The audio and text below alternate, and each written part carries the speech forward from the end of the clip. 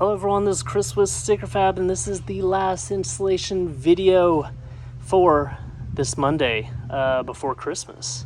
What we're going to do today is install the Sidemarker overlays, and we have dark smoke installed on this. If you look real close, you can still see that reflector under there. If there was bright light shining directly at it, you'd be able to see the reflector still, but it gives it kind of a sleek look when there is no light shining behind there or shining onto it. Let's go and look at the other stock Sidemarker and see what that looks like. Oh boy, that's orange and it's bright and it just doesn't fit our theme. So I'm going to overlay that. I'm going to show you how to overlay it, and then we'll get a broad overview of the vehicle again with all the dark smoke tint installed. Alright you guys, so I've got my vinyl. There's a left and a right side, just match up the templates. You can see that curve right there, kind of a flat bottom in the back. And then we are going to wrap these a little bit around the back so you get that full coverage, so you don't see so much orange on the back side. I do have one of our squirt bottles. These are like $2 on our store. You could also just have some water in a bowl. I fill it all the way to the top and then add a few drops of dish soap. Sometimes I substitute that with hand soap depending on what's available. You can also, since this is a lens, I don't mind cleaning it with this. You can also clean this area with glass cleaner. Of course, you don't want any ammonia, kind of like on the paint. You can also use a detailer spray. Just make sure it doesn't have any wax. You don't want wax in between this surface and the vinyl you're overlaying. I'm going to do a wet install, or else I'll probably get some bubbles. That's the kind of quality of an installer I am. Just really a novice when it comes to that. I'm not a wrap installer. I'm sure a lot of you guys aren't. If you want material with air egress, go for like the LX Plus and some of our premium vinyls. They have air channels in them, so they'll help get the bubbles out without water necessarily, and usually those are very easy materials to work with in general. I'm going to spray this, make sure it's all clean.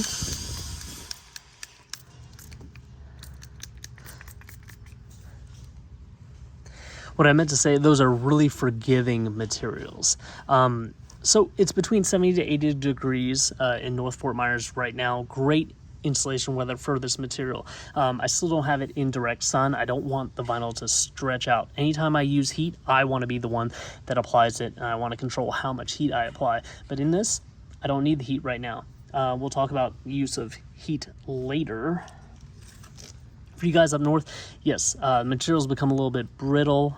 They become harder to stick, especially if you have water in the freezing cold temperatures. It's just a fact. That's how vinyl is. If you have to do it up north, you probably want to do it in a heated garage. If not a heated garage, at least a garage. And then if push comes to shove, you can do it outside. Make sure it's a decent day. You kind of want to warm everything up. You'll probably have to use heat at the end, especially if you're using a wet install. Clean your hands. You don't want to get the back of this dirty as well. Let's take our driver's side vinyl. Now sometimes, especially if there's a breeze, you'll want to spray that down as you take it off. I just ripped the whole thing off. If a breeze had caught it and it had folded back on itself, it might have been a little bit difficult to get out. I might have ruined it. So I just want to line everything up.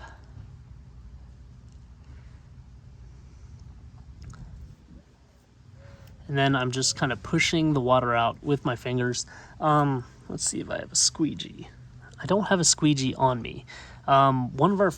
Using our felt tip squeegees is actually a really good thing to do. So if you don't have a felt tip squeegee, you can wrap a credit card in the microfiber so you don't scratch the vinyl. But having one of our squeegees around is actually really nice. Got a little rock right here. I could probably get some water in there and pull it off. If not a huge deal for this install. Sometimes I pull it back up, I spray under there. I just kind of pick at that rock or whatever's gotten in between the two surfaces. So I've basically gotten all the water out from the major surface here. If you use really soapy water, you might have to hold part of it while you do this. The squeegee would really get in there and get a firm edge to push out the water. Now, when you come to the edges, if you're just a little bit overlapped, that's probably when you want to use the heat gun or the hair dryer. Apply light amounts of heat. Make sure that it doesn't hurt you, doesn't hurt your hands. That's kind of my rule of thumb. If it doesn't hurt your hands too much, that's honestly a perfect heat for the vinyl. You just want to dry things out and make them really sticky, especially around the edges. Now, this backside, I'm just going to take my finger, roll it over the backside, and get it to stick down. Gonna come in at another place, do the same thing. I'm just gonna continually do this because I don't want the vinyl to bunch up. If I just run my finger straight up it, the vinyl could bunch up. I'll use 2 fingers here, just roll it around the back side. And then we'll use my whole hand because I've got more down.